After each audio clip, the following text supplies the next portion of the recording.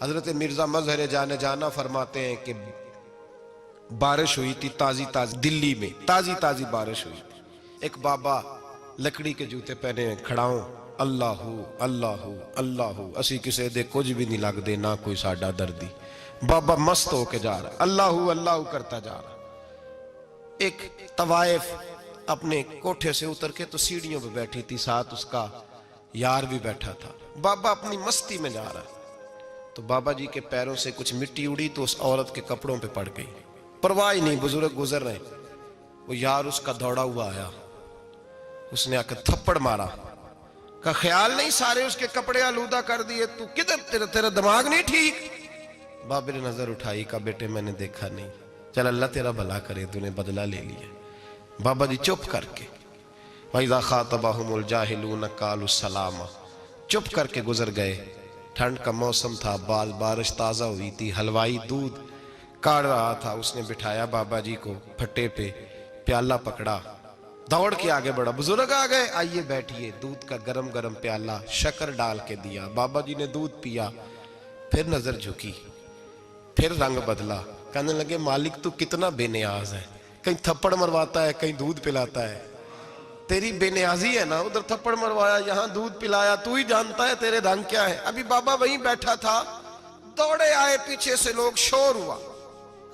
बाबे को दबोच के वहां ले गए जहां उस नौजवान ने थप्पड़ मारा था। कहा तू अल्लाह का बंदा है, अल्लाह के बंदे बद्दुआ तो नहीं देते। हुआ क्या? कहा तूने बद्दुआ दी है? कहा नहीं दी, बात बताओ। कहने लगे उसने तुझे थप्पड़ मारा है, छत पे चढ़ा है, पैर फिसला है, गर्दन के बल गिरा है, मनका टूट गया, मर गया, तूने बद्दुआ दी है। बाबा जी कहने लगे यार मैंने तो दूसरा लफ्ज भी नहीं कहा, भला हो कह के गुजरा हूं, मैंने नहीं बद्दुआ दी। का तूने दी है तभी तो मर गया। कहा नहीं दी। का बाबा तू बुजुर्ग आदमी है, सच बोल। तो बाबा जी कहने लगे सच सुनो। फिर मैं आ रहा था, मेरे पैरों से मिट्टी उड़ी, इसके यार के कपड़ों पे पड़ी, इसे बुरा लगा, इसने मुझे मारा। जब इसने मुझे मारा तो मैं कोई लवारस तो नहीं था, जब इसने मुझे मारा तो मैं कोई लवारस तो नहीं था। मुझे दुश्मनों न छेड़ो, मेरा है कोई जहां में, मैं अभी पुकार लूंगा, नहीं दूर है मदीना। इसने मुझे मारा तो मैं कोई लवारस था कि मेरा बदला कोई ना लेता। इसने मुझे मारा है तो मेरे यार को बुरा लगा तो उसने इसे मार दिया है, मेरी तो गलती कोई नहीं, यारों यारों का झगड़ा है। ये तो दोस्तों का झगड़ा है, ये तो यारों का झगड़ा है, कोई गलती नहीं मेरी, कोई गलती नहीं। खश खश जिन्ना कदर नहीं मेरा, ये मेरे साहब नू वडियाइयां, मैं ते गलियां दा रूड़ा कूड़ा, मैं गलियां दा रूड़ा कूड़ा, मैनू महल चढ़ाया है साइयां, मैनू महल चढ़ाया साइयां। फरमाया इसने मुझे लवारस समझा था कि थप्पड़ मार के गुजर जाए, मेरा को पूछेगा ही नहीं। मेरे रसूल पाक अलैहिस्सलाम के बारे में रब फरमाता है अभी मैं तो तेरे होते हुए काफिर को सजा नहीं देता कि तू मौजूद है। याद रखें, हजरत फुज़ैल बिन अय्याज़ फरमाते हैं एक जवान था, मस्जिद में आया, लोगों से कहने लगा रोटी खिलाओ, किसी ने तवज्जो ना की। उसने कहा मैं रब रब बताने वाला हूं, मेरी तरफ देखो तो सही। किसी शख्स ने ख्याल ही ना किया। फिर उसने कहा यार थोड़ा सोचो, नमाजियों से कहा, अहले इलाका से कहा, उन्होंने कहा तेरी तरह के बड़े दरवेश देखें। मस्जिद के मेहराब में वो रब करीम का बंदा इंतकाल कर गया। जब फौत हो गया ना, लोगों का मिजाज है, बीमार को दवाई नहीं देते, जनाजे पे वक्त पे पहुंच जाते। जब कोई गिर रहा होता है तो सहारा कोई नहीं देता, जब कोई गिर जाता है, टांग टूट जाती है तो तीमारदारी को जमाना पहुंच जाता है। और बुजुर्ग वो नौजवान अल्लाह का नेक बंदा मस्जिद के मेहराब में फौत हो गया। हजरत फुज़ैल इब्न अय्याज़ कहते हैं इमाम साहब ने ऐलान किया चंदा दो, कोई लावारस फौत हो गया, कफन देना। चंदा इकट्ठा हुआ, कफन खरीदा, जनाजा पड़ा, इशा के बाद दफन करके आए। फजर की नमाज के लिए जब इमाम और मुअज्जिन मस्जिद में आए तो चीखे मारने लगे, तड़पने लगे, दूर दूर तक आवाजें फैल गई, दुनिया दौड़ी आई। क्या हुआ? कहने लगे वो जो तुमने कफन पहनाया था वो यहां पड़ा हुआ है, और देखो कफन पे तहरीर लिखी है। तहरीर क्या है? अर्श के मालिक ने फरमाया मेरे दोस्त ने रोटी मांगी, तुमने दी नहीं, उसने तुम्हें मेरे करीब करने के लिए अपनी तरफ तवज्जो कराई, तुमने की नहीं, और मेरा यार तुम्हारे कफन का मोहताज था, संभाल के रखो अपना कफन, मैंने उसे जन्नत का लिबास अता फरमा दिया, संभाल के रखो। ये कोई लावारसों का टोला है? याद रखें, जो वारिस वाले हैं, वारिस वाले, उनका रंग और है, जो मानने वाले हैं उनका मिजाज और है। अपनी जिंदगी लवारसों की तरह नहीं गुजारें, थोड़ा सा इधर गया था तो फिर थोड़ा सा इधर गया था तो थोड़ा सा, ये क्या बात हुई, ये क्या बात हुई। अपने आप को, अपनी निस्बत को, अपने अकीदे को मजबूत रखें। 1 इंच के लिए आला हजरत फाजिल बरेलवी रहमतुल्लाह अलैह के मकान की दीवार गिर गई। एक कोना मकान का, आप जानते हैं पुरानी दीवारें छोटी होती थी और बारिशों में अक्सर घरों की दीवारें गिरी हुई होती थी। एक साइड की दीवार गिर गई तो उस कोने में हिंदुओं का घर था। अब मिस्त्री साहब रात को आए, उनसे बात हुई तो कहने लगे सवेरे काम शुरू करूंगा। कहा 1-2 साहब ने कि हिंदुओं का घर साथ है और वो दुश्मन भी बड़े ज्यादा हैं, तो रात को ही हो जाए। कहने लगा जी नहीं, मेरी मजबूरी है, मजदूर कहाँ से लाऊंगा, बड़े मामलात हैं, सवेरे शुरू होगी। अब रात को मौलाना जफरुद्दीन बिहारी अलैहि रहमा कहते हैं बच्चे मदरसे के, बाकी सारे लोग, सबको जमा किया गया, चूंकि उस तरफ से थोड़ा खतरा था हिंदुओं की जानिब से। कहा जनाब ये बड़े दुश्मन है इस्लाम के, तो इस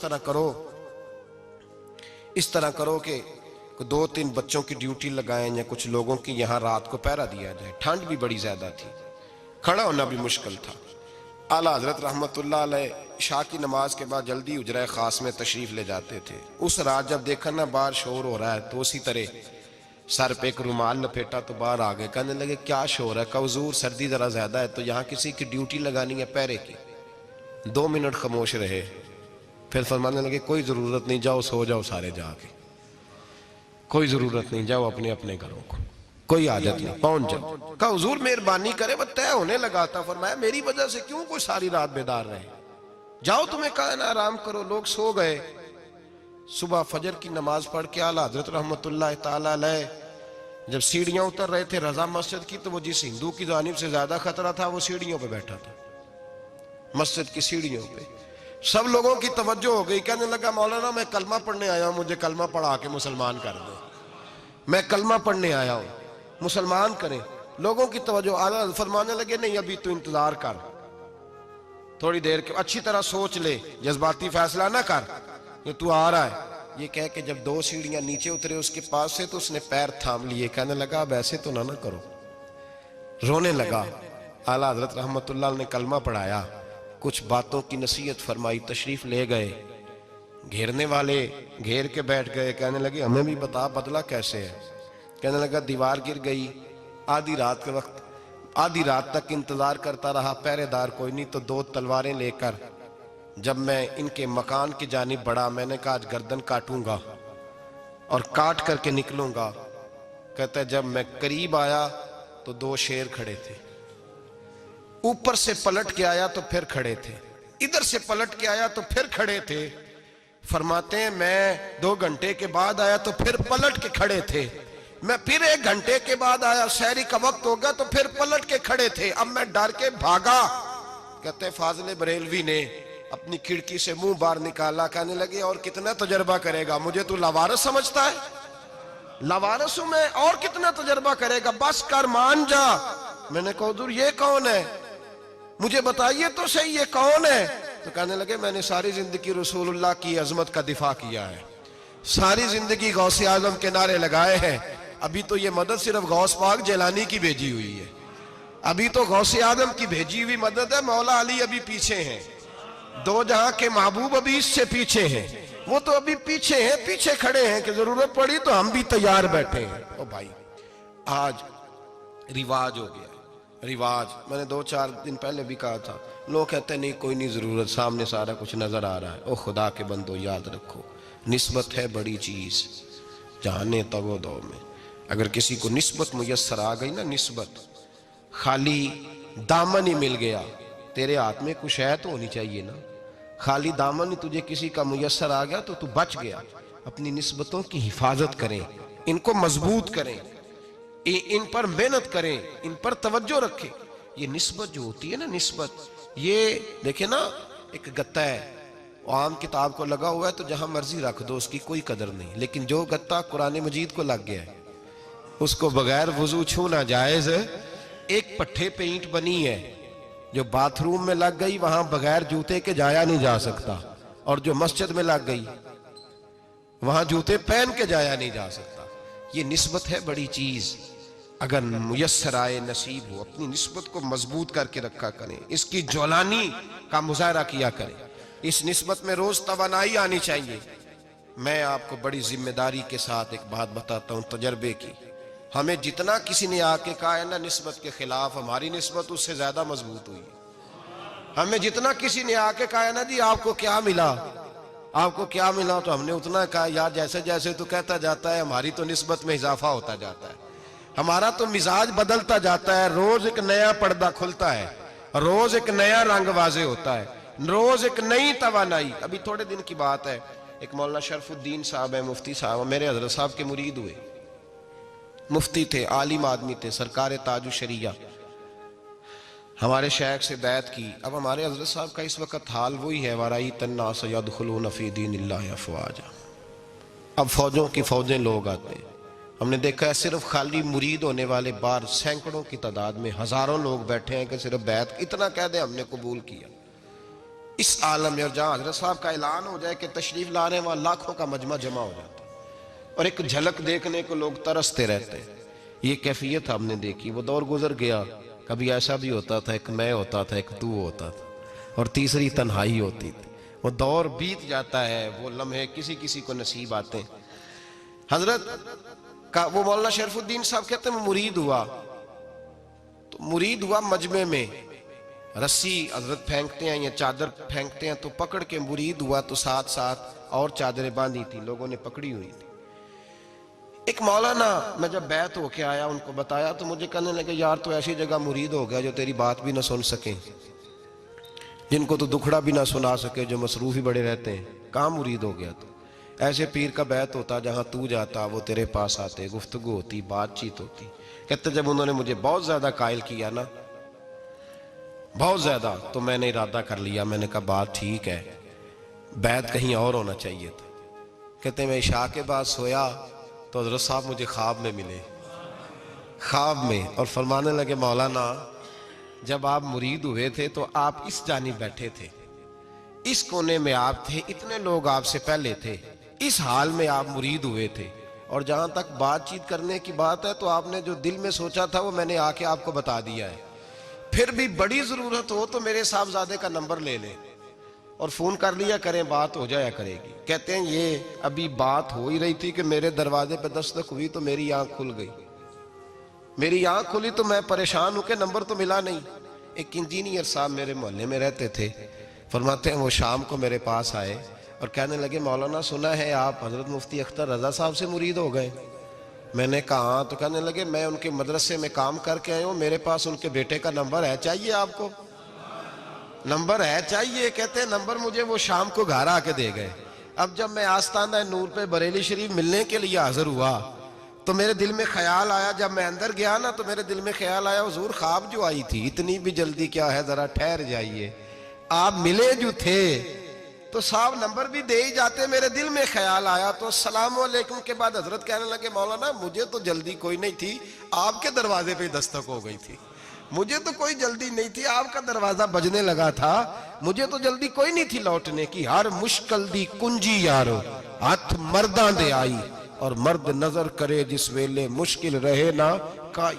बस लोगों ये याद रखो और इस पे अमल करो, अपनी निस्बतों को मजबूत करें। हमारा तो जैसे दिन का उजाला चमकता है ना, चमकता है दिल का उजाला, जैसे नया दिन चढ़ता है हमारे लिए तो एक नई रोशनी लेके आता है।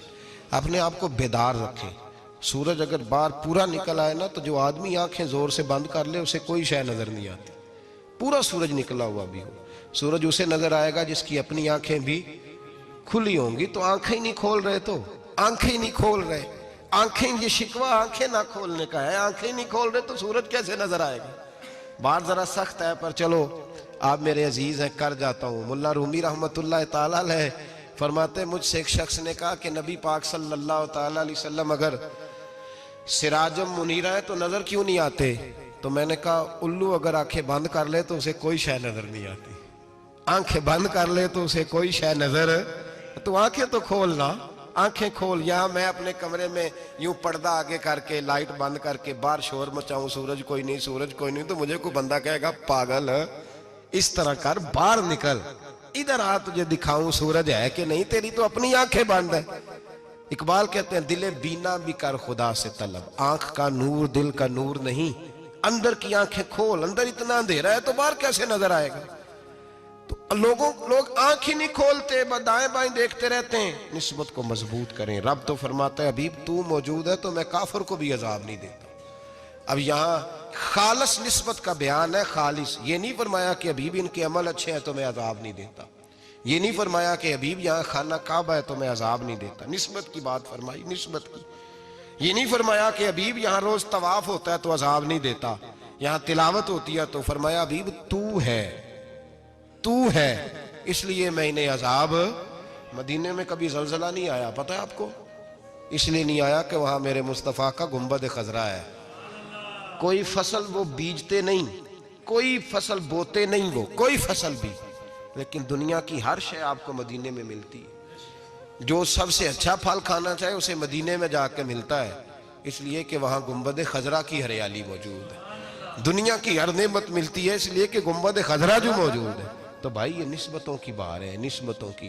पुरानी उम्मतों में जब कोई गुनाह करता था तो दरवाजे पे लिखा होता था सवेरे, मेरे हबीब ने दुआ फरमाई मौला ये मेरे हैं इन्हें रुसवा न करना, ऐ अल्लाह मेरे हैं इन्हें रुसवा न करना। तो मेरे भाई सुन लो और याद रख लो, लाखों पाप भी लोग करके आए, सवेरे मुंह धो के निकल आए तो अर्श का मालिक रुसवा नहीं करता, बल्कि कहता है तू मेरे दामन में छुप जा, अंदर जाके जहां गुनाह किया है वहां जाके दिल से सच्ची तौबा कर ले, मैं कयामत में भी किसी को नहीं बताऊंगा कि तूने गुनाह किया। तो बरकत किसकी है? रसूल पाक की। ये बरकत किसकी है? हबीब दो आलम की सल्लल्लाहु। गुलामी का रिश्ता मजबूत करें, गुलामी का। वारस वाले बने, लवारस ना बने। लवारसों जैसी जिंदगी ना गुजारे, जहां मर्जी चले गए, जहां मर्जी छुट्टियां कार है, जितने मर्जी टाइम बिताए, जो मर्जी तबीयत में आया करते फिरे, पता ही कोई नहीं, हाल ही कोई नहीं, ये कोई कैफियत नहीं है कोई भी। मुझे एक साहब कहने लगे कि एक पीर भाई पूछ रहा था हजरत साहब का हाल क्या है। मैंने आज के बाद उसने तुझसे पूछा तो बिल्कुल ना बताना। वो कैसा बेटा है, वो कैसा बेटा है जो पड़ोसियों से दाएं बाएं लोगों से हाल पूछता है, उसे पता ही नहीं, उसे खबर ही नहीं, उसे तो लम्हे लम्हे की खबर होनी चाहिए, उसे तो मिनट मिनट का पता होना चाहिए था। वो उसने किस तरह की निस्बत रखी हुई है जिसको हम सायों से पूछने पड़ता है जरा पता करके बताना हाल क्या है। तू किधर था भाई, इतनी देर हो गई, तूने हाल भी किसी और से पता कराना है। मैंने कहा उसको कहना आज के बाद हाल पूछना हुआ तो खत लिखे, मैं भी जवाब लिख दूंगा, बात खत्म हो गई। जब दूर दूर जो रहना है तो ठीक है, फिर इस तरह ना तो खुदा है ना मेरा इश्क फरिश्तों जैसा, दोनों इंसान है तो फिर क्यों इतने हिजाबों में मिले।